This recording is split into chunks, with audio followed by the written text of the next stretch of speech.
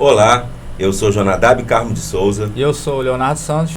Hoje a gente está com ele, está com o pastor João Batista. Ela se utiliza do tripé medo, culpa e ganância para escravizar as pessoas? Então, eu acredito que a pessoa que usa desses elementos por outras motivações que não sejam servir o reino na vida das pessoas, estão cometendo estelionato.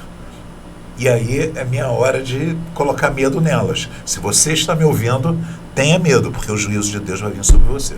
Trazer esse tema agora que é um pouco mais atual, complexo e alimentado. Como é que está? Como é que o senhor vê hoje, né? Como é que você sente hoje a igreja com esses problemas de sexualidade, né? A igreja hoje está sendo intimidada. Curioso, queria perguntar sobre isso, né? Esse é o nosso canal Valores e Negócios.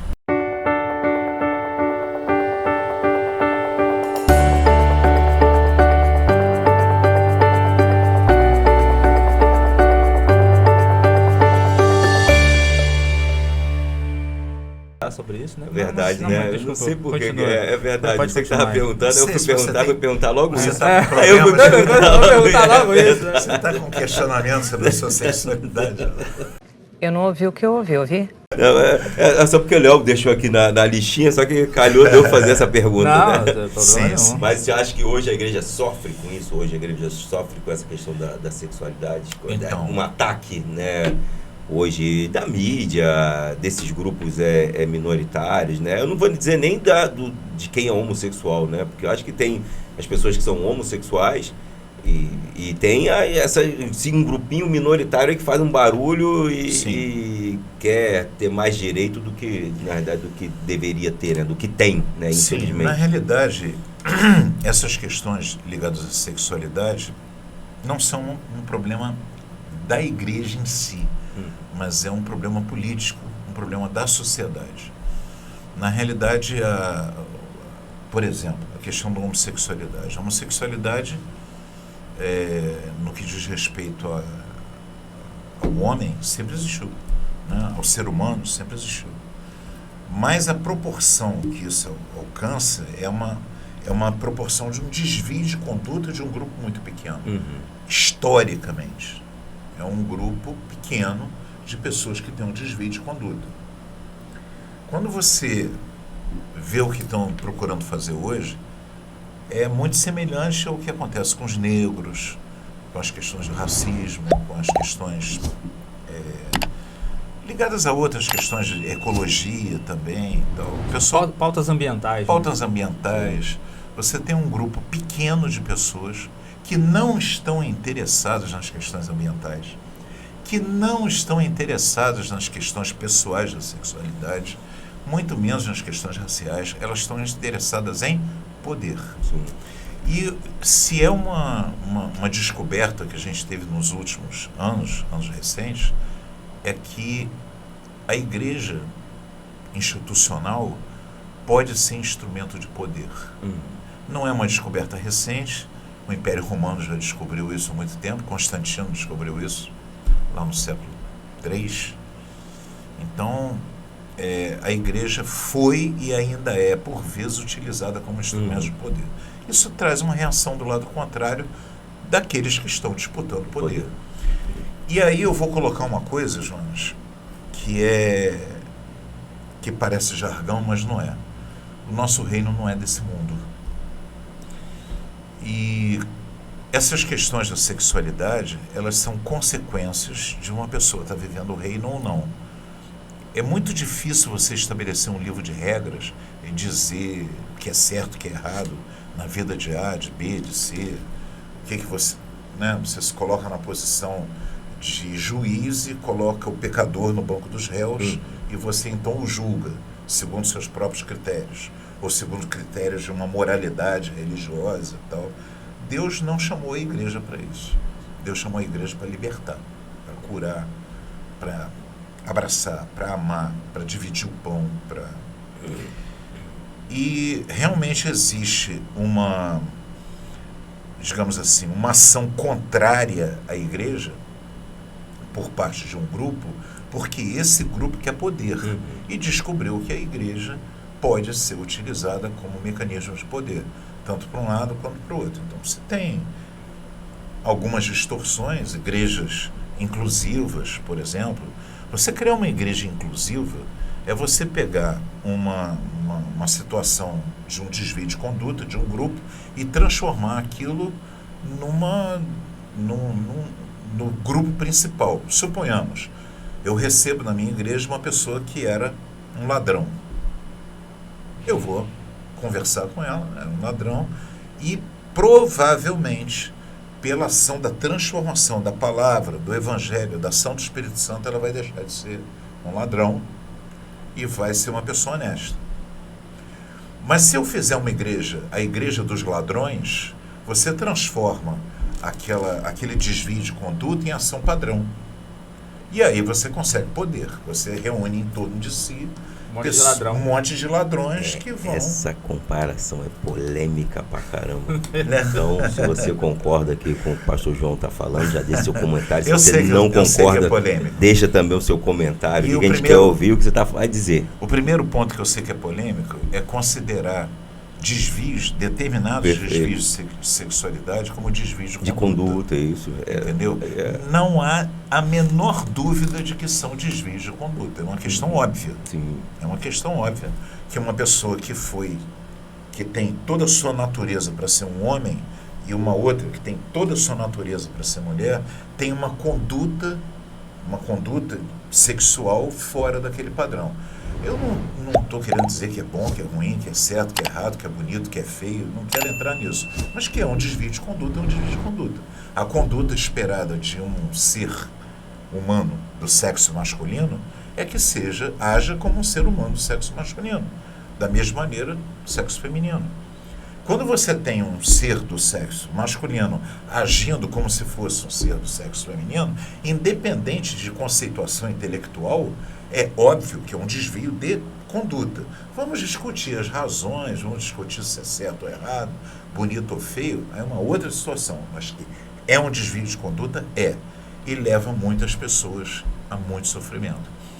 E quem é... Você não acredita que poderia ser algo genético, algo que nasceu com a pessoa? Sim, acredito que pode. Mas mesmo assim seria um desvio. Assim é um desvio de conduta. Porque o problema genético ou congênito que pode acontecer gera nela um desvio de conduta. Uma pessoa que por um desvio genético, né, ela nasce com uma perna defeituosa ou com problema nos rins, não deixa de ter um problema porque ela nasceu com aquilo. Ela nasceu com aquilo, mas é um problema. Eu não vou fingir que não é um problema. Uma pessoa tem uma perna curta e uma comprida, suponhamos. Sim. Estou criando aqui um exemplo. Mas ela não tem culpa. Não, uma questão de culpa, de certo, de errado, de bonito e feio, uma outra coisa a ser discutida. Mas que é um problema, é um problema. Porque o normal seria ela ter duas pernas do mesmo tamanho. Então, as pessoas às vezes querem pegar os juízos de valor, colocar a questão de mérito, para justificar o injustificável. Há um desvio de conduta. Então, mas quando o senhor fala de desvio de conduta, o senhor tá, é a mesma coisa que... moral? É a mesma coisa de desvio de caráter que o senhor... Porque quando o senhor compara com ladrão... Com ladrão. Da perna, perfeito, eu entendi. Sim. Vamos falar do ladrão. Do ladrão. Quando você compara com o ladrão, é algo que, assim, já ali não é só... Não foi por causa, vamos falar se poderia ser, né? Eu também não tenho nem condições de debater esse assunto, mas como é um assunto que interessa muitas pessoas e traz polêmica, né? Quando você compara a questão genética, eu entendi. Agora, quando você compara quando o senhor fez a comparação da igreja dos ladrões com a igreja inclusiva, né? Não que eu concorde também, tá? Como diz, é só o tema. Engraçado é o cuidado que ele dava a fazer a pergunta.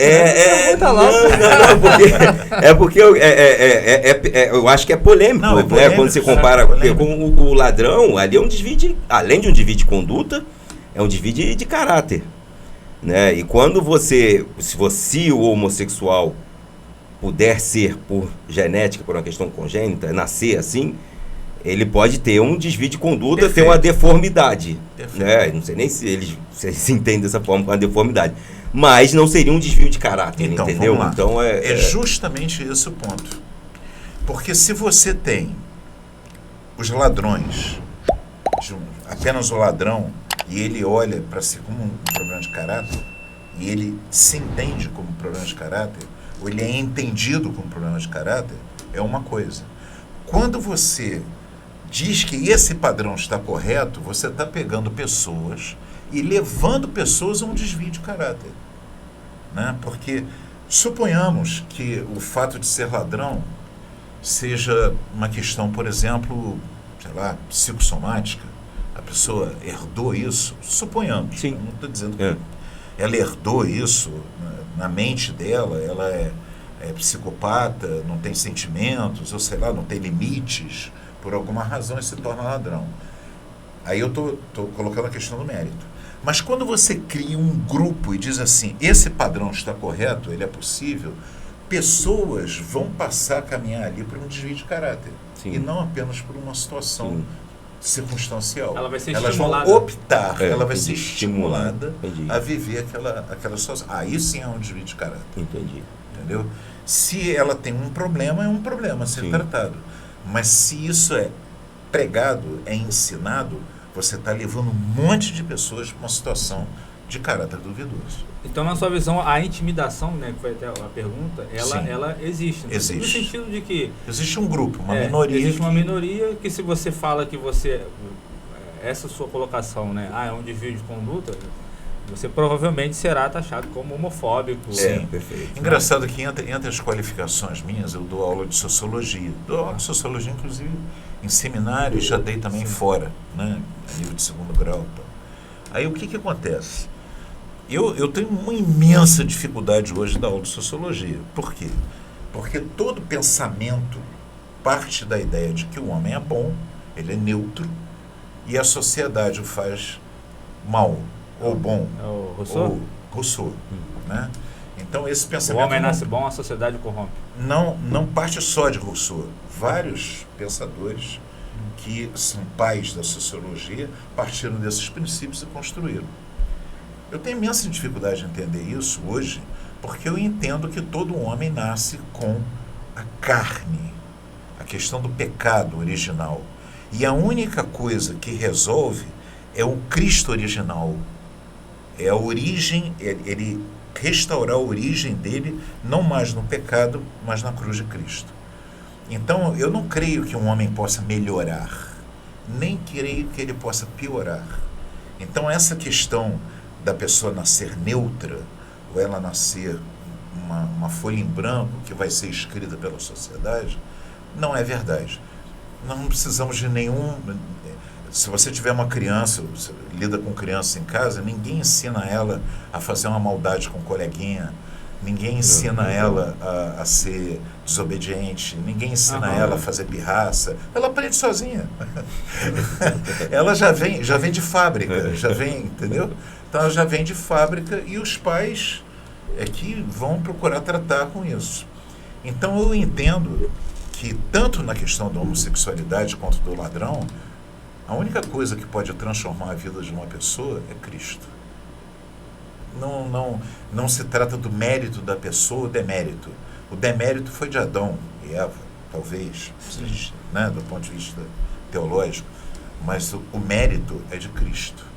Então, para mim, tanto faz se ela é homossexual, se ela é ladrão, ele é ladrão, né, ou ladra, seja lá o que for, a solução ou a transformação só vai vir por Cristo, ou a pessoa pode ser toda politicamente correta, ela vai viver um inferno aqui sendo politicamente correta. E por conta dessa intimidação também, você acredita que algumas igrejas acabam se rendendo? Acho. A gente Acho, tem hoje as acho. igrejas progressistas. Eu acho que você está tendo hoje um movimento de, eu vou dizer aí, pseudo-teólogos, porque essas pessoas não são sérias, de adaptação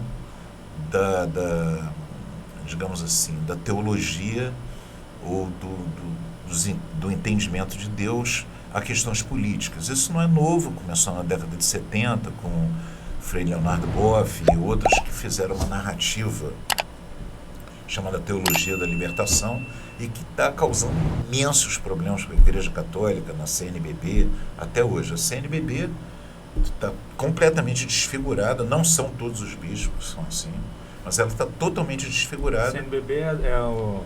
Perdão, Confederação Nacional dos Bispos do Brasil. Eu faço parte de um trabalho chamado CONIC. Provavelmente esse vídeo vai me trazer alguns problemas, mas eu faço parte da CONIC. Aqui no Rio de Janeiro, nós temos um foco no Reino de Deus. Padres, pastores, bispos e tal, nós estamos trabalhando no trabalho da unidade da igreja. Mas quando você vai lá para Brasília, você tem uma pastora luterana e você tem um grupo de pastores que entenderam que a igreja só tem um papel institucional de transformar a sociedade numa sociedade socialista. Então elas se uniram, fizeram um trabalho ecumênico com esses bispos católicos que são da Teologia da Libertação, e você está criando um mecanismo lá político, transformou essa liderança eclesiástica toda, tanto evangélica quanto católica, em um trabalho da esquerda. Isso estava acontecendo no Rio de Janeiro também, até que entrou um outro grupo que pensa diferente e nós rasgamos a cartilha dessa esquerdização, acho que não é esse o nome, mas estou criando aqui esse nome, e entramos na cartilha do verdadeiro objetivo do Reino de Deus, que é a unidade da igreja, a restauração da unidade, a adoração e a palavra de Deus. Mas existe sim, existe pressão e existe também muitas pessoas decididas a não ceder. Eu sou uma delas. Na verdade, a gente vê hoje a igreja, como o senhor colocou, né, se adaptando a tudo. Né? A igreja hoje ela não combate mais. A igreja hoje ela se adapta, sem discutir o que é certo, o que é errado, o que pode, o que não pode. Não é isso, mas o que a gente vê é uma igreja se adaptando a que uma minoria está dizendo que é a verdade, e a igreja não combate, ela se adapta àquilo. Eu vi o pastor falando esses dias, João, eu achei interessantíssimo, vou aproveitar aqui. Ele falou uma coisa, ele disse, o pior pastor do mundo. Aí ele botou o vídeo, né? O pior pastor do mundo. Pode até colocar o nome desse vídeo nosso aqui. Aí eu fiquei curioso, né? Ele disse, olha, o pior pastor do mundo não é aquele que caiu em adultério, não é aquele que errou, não é aquele que usou mal o dinheiro da igreja, não é esse. O pior pastor do mundo é o pastor do amor. Aí eu, como é que é? É o pastor do amor. Por quê? O pastor do amor, a pregação dele não fere. Todo mundo é incluído. Olha, se você é um lixo, se você não sei o quê, venha para cá. Sim. Entendeu? Aqui você é amado, você é querido. Coitadinho de você. Você é um reflexo da sociedade. Você é vem cá, deixa eu te amar. E a pregação não fere. Porque a pregação e essa é a pregação do anticristo. Sim. A pregação da palavra de Deus, ela fere, ela transforma, ela toca, ela leva a pessoa a uma mudança radical, a revisão dos pensamentos, dos valores e tal. Essa é a pregação do Evangelho. E eu concordo com você, Jonas. Nós estamos criando uma geração de pastores do amor. Pessoas cuja pregação não fere. E a pregação do Evangelho fere, é para ferir mesmo. É para levar a transformação. Entendi. Bom, aí você que chegou até aqui, deixa aí nos comentários o que você acha desse assunto, se você concorda, se você acha esse conteúdo relevante, né? Deixa o seu like, se inscreva no canal, ative o sininho, se você ajuda essa mensagem a chegar mais longe. Podemos, próximo tema? Próxima pergunta? Quer me botar na parede? Para não parecer que você só quer saber de assuntos relacionados à sexualidade, você quer fazer a próxima pergunta?